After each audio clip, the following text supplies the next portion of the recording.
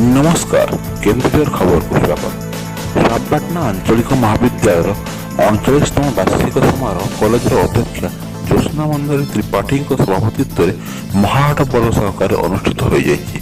कार्यक्रम मुख्य अतिथि भाव उच्चशिक्षा विभाग अवसरप्राप्त आंचलिक निर्देशक प्रोफेसर डॉक्टर कमला प्रसाद महापात्र, मुख्य वक्ता भाव अड़सपुर ऑटोनोमस कॉलेजर अध्यापिका तथा साहित्यिका डॉक्टर हिरणमयी मिश्र, सम्मानित अतिथि भाव पाटना विधायक जगन्नाथ नायक, समाजसेवी तथा कॉलेजर प्रतिष्ठित संपादक विद्याधर दास प्रमुख जोग दे छात्र छात्री मानकु मार्गदर्शन देते।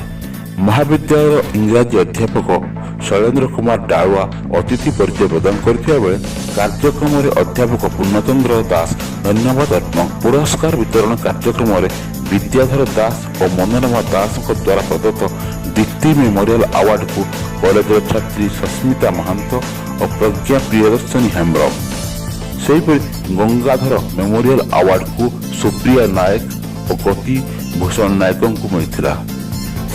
साहिराम मेमोरियल अवार्ड को छात्री देवस्मिता महंत को अतिथिगण द्वारा प्रदत्त कर छात्र छात्री मान द्वारा रंगारंग सांस्कृतिक कार्यक्रम अनुष्ठित होता।